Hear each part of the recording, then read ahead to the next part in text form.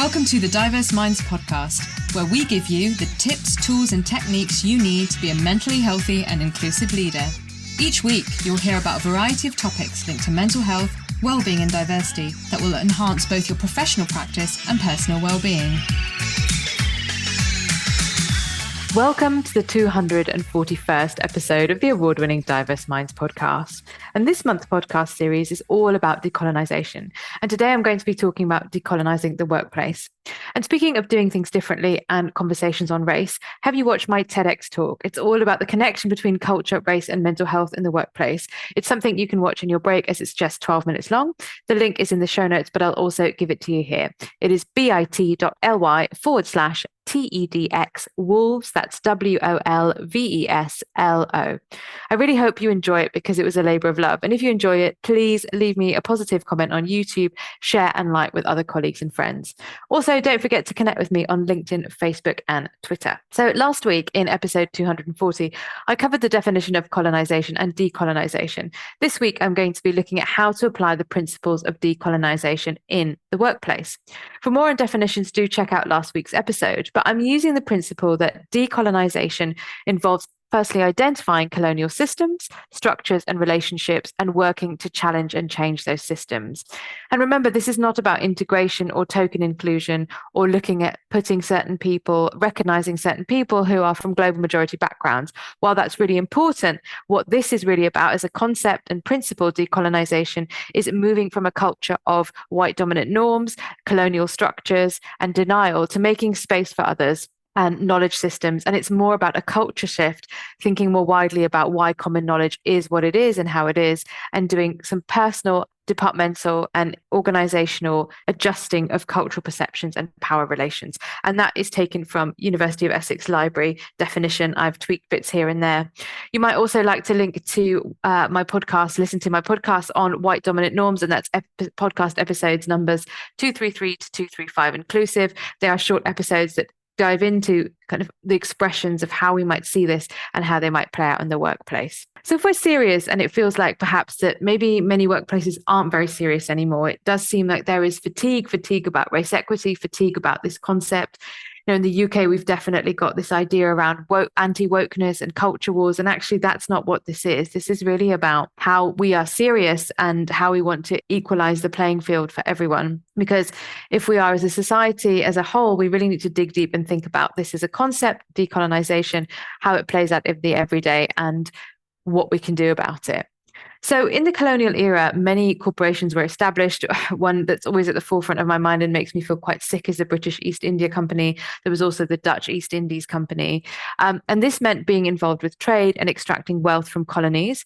It was a very dark chapter in the history of businesses, although it wasn't seen as dark. And I still think many people don't see it as dark now because of the wealth, or it wasn't generated, the amount of money that was stolen was able to be taken from those very mineral rich and rich countries in many ways. And much of accountancy actually comes from this taking of wealth and people and accounting for them. And that's no secret. There is information on the ICAEW, so the Chartered Institute for Accountancy for England and Wales. There are several academic papers written on this.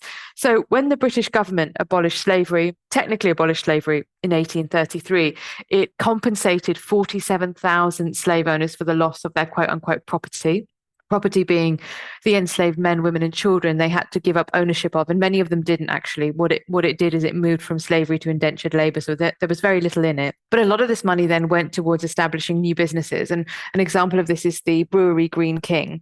And there's a great article, and I've put the link in the show notes from the conversation. And this article talks about what you can do and gives a little bit about Green King coming out in 2020, talking about its link to slavery. And I agree with what the article says, because it says very clearly that it's not about training and it's not about just having a training session. It is different from equality, diversity and inclusion work. And I totally agree. And if you want to know more about that, do check out episode 65, Why Training Isn't a Panacea. So I really hope you're enjoying the content of this podcast and you want to keep up to date. If so, why not join my newsletter? When you join my newsletter, you'll receive my white paper on inclusive language and mental health, ready for Mental Health Awareness Week. And that link is bit.ly/ILMHCK. Okay, so Given what we've been talking about, how can we actually start to decolonize the workplace? Bearing in mind this isn't a quick fix, but the first thing you can do is research the history of your organization. It may be that you're part of a big organization, so your department might be new, or your area is new. It may be that you're from an organization that was set up in the 1980s, 1960s. So that's fine, and it's going to be different for everyone. But what about the wider picture? So who funded it? Where did that money come from? Also things like, what are the pension investments? What are the kind of investments around that? As the phrase goes, follow the money. So researching the history of your organization, and also thinking about the link to past financial systems, if it's new, current financial systems, and that will include any assets. And in August 2019, Glasgow University, there was an article in The Guardian, which I've linked to in the show notes, was the first university to pay 20 million in reparations to atone for its historical links to the transatlantic slave trade, in what the University of the West Indies has described as a bold historic move. They've also got a policy on this. It's a Hunterian policy, which is available on their website. But before getting to this stage, you need to know the background information. And even if it's a charity, a lot of charities were set up from foundations. Foundations were from money from potentially slavery reparations, actually, for slave owners. Not everyone, but it's really worth having a look into this. And of course, we know in Britain, the class legacy, people with a lot of money, landed gentry, how were they able to be landed gentry? It's a very interesting thing. Now, whether you want to talk about this publicly, that is a comms and internal decision for you. But I think it's important to, first of all, that's where you've got to start. And there is a link to I tried to find it, actually. I found it, but it didn't really go anywhere. But I think I'm under the impression that UCL, University College London, has a database of organizations linked with slavery. So that might be a good resource for you to have a look at. Okay, so if you decide to do that, the next thing is you've got to be prepared for the painful truth and managing your guilt. So in her journal article, White Guilt in the Summer of Black Lives Matter, Lisa B. Spanierman, her point about white guilt is a controversial topic that has been criticized on all sides of the political spectrum. She talks about it from the US perspective, but I think we have the same here. So in popular media, white guilt feelings have not been understood as productive, but rather as manipulative, futile, or superficial.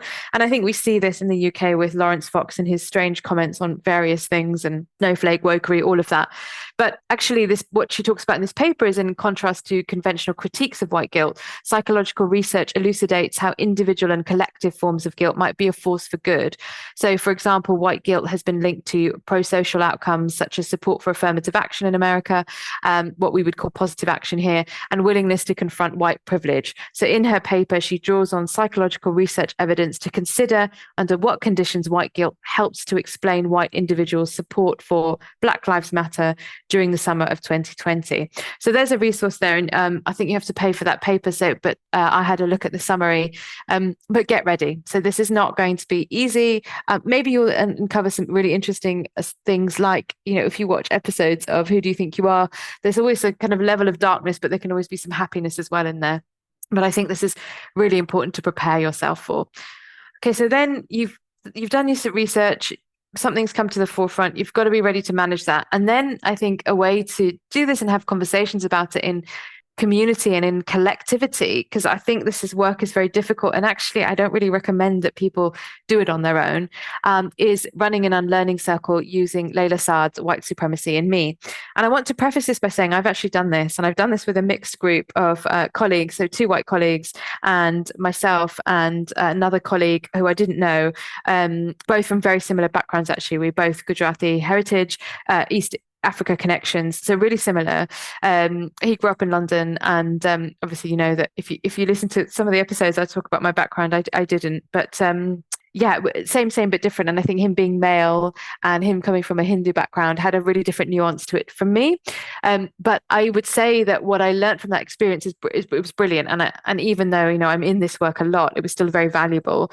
Is I definitely wouldn't run it in a mixed group again. I think that actually, given the content and given different experiences of not or having experienced racism will really affect that. And one of the things that happened in that group is that I was challenged at the beginning around, well, we did it via voice notes on WhatsApp, and I think if you can do it face to face, that's much better. But is your voice notes aren't long enough, and then this person sort of apologized and said, I've reflected on that, and I've realized it's because you've had such a different experience to me as someone white.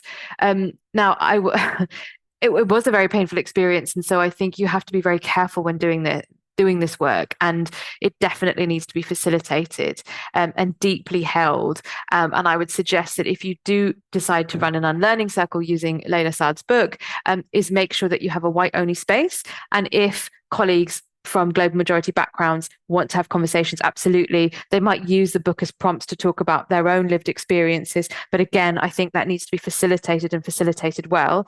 I also think there's definitely a space where, from my perspective as the broad South Asian community, we really need to do this work too, due to the racism that we've experienced, but we also need to digest our own colonial legacies too, which we don't really get an opportunity to do.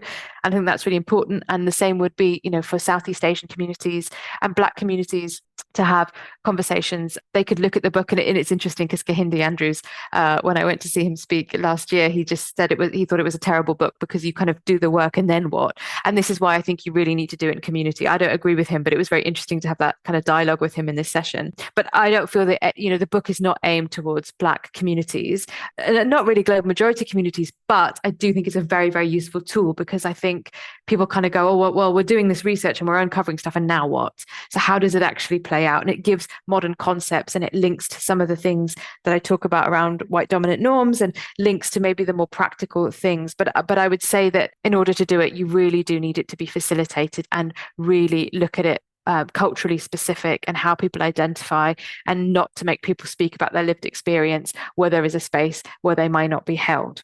But, I do think this is part of the process, part of the decolonization process. Okay, the fourth point is, we didn't have a land grab in the UK because the UK was the colonizer, not the colonized. So it's not the equivalent to what has happened and is happening to native peoples in North and South America and Australia, and many other countries. However, what about buildings? So linking to my first point, the uses of buildings, the purposes of buildings, and the money that enabled them to be built. So a lot of Glasgow is built on sugar plantation money, so essentially slavery money, and there are tours and discussions about that. But can you repurpose or rededicate spaces, rename spaces, put information up about the building, the link to colonization, how you want to decolonize it? You could even do a kind of ceremony and a holding in that space, and it doesn't take away the pain. It's about recognizing that and having and deciding what you want to use a particular room or space for, in honorarium or in memoriam of that. Okay.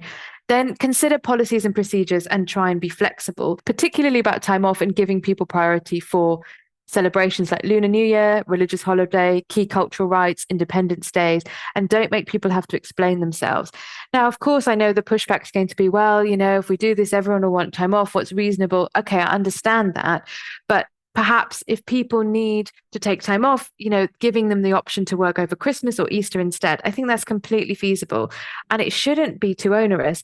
And again, why is this part of decolonization? This is not simply about holiday or annual leave policy, but again, how things are imposed. What is the right way? This is when we take holiday. No, there's no flexibility.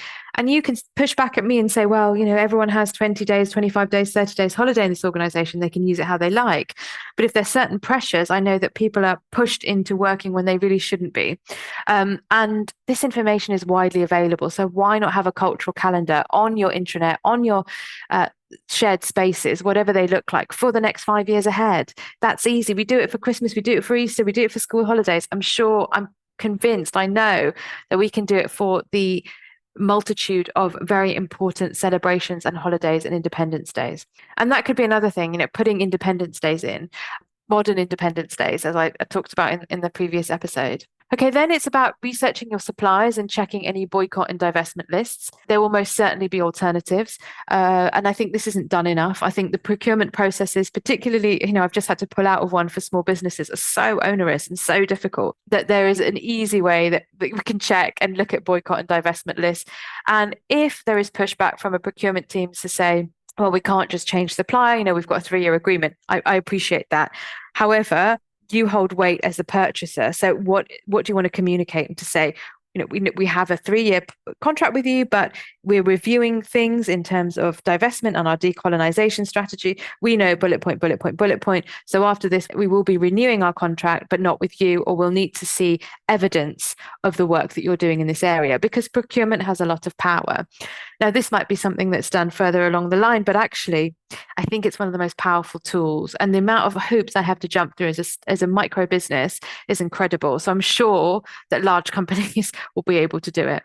And then finally, as I mentioned before, it's not an overnight thing, and you do need backing and support to manage the emotions. And trust me, there will be emotions. This is not a check in, check out situation where, right, we're checking in to do decolonization work, we're checking out to do the work. I think individuals, teams, departments, the whole organization will be experiencing a journey. So you'll have the ups and you'll have the peaks and the troughs, like any journey. When you move to another country or when you start or any kind of transition, that is natural. So it is about having that underpinning support, whether you have an organizational psychologist, you use your employee assistance program, although I know there's been some interesting controversies around EAPs, but I'm giving an example, whether you have specialist workers come in to support you with this work, because it is important to recognize that. I don't know anyone that solved it, but maybe you're listening to this and thinking, no, we've done a lot of work on this. So do get in touch and let me know. And you've got to realize that it's an ongoing journey, because we can't undo 500 years of colonization in a day. So fasten your seatbelts and get ready. And if this is a subject you'd like to know more about, don't forget I run workshops, training sessions. I give keynotes for organizations about decolonization and anti-racist practice. Please do get in touch to find out more about how I could help you at Leyla, Leyla, at Diverse Minds. That's diverse, Diverse, minds, minds, altogether.co.uk. And of course, visiting the website diverseminds.co.uk. And I really hope you've enjoyed the show. And if so, please leave me a review on Apple or Spotify, or wherever you listen to your podcast from. And do email me. I'd love to hear from you. Give me feedback. And you can also leave an anonymous voice note on my SpeakPipe. And those references that were in the show is podcast episodes 233 to 235, all about white dominant norms, how to start decolonizing your business in the conversation, podcast episode about why training isn't a panacea, and the Guardian article about the Glasgow University slave trade reparations. And also, White Guilt in the Summer of Black Lives by Lisa B. Svani-Ehrman. So I really hope you found this a useful episode. And next week, we're going to be looking at decolonizing the curriculum, a really big hot topic. So I hope you join me then. Until then, everyone, take care and bye for now. Thanks for listening to the Diverse Minds podcast. Don't forget to subscribe on Apple Podcasts, Spotify, or wherever you access your podcasts from. You can also connect with me on Facebook, Twitter, and LinkedIn. Tune into next week's episode of the podcast, where I'll bring you more insights on mental health and inclusion. Bye for now.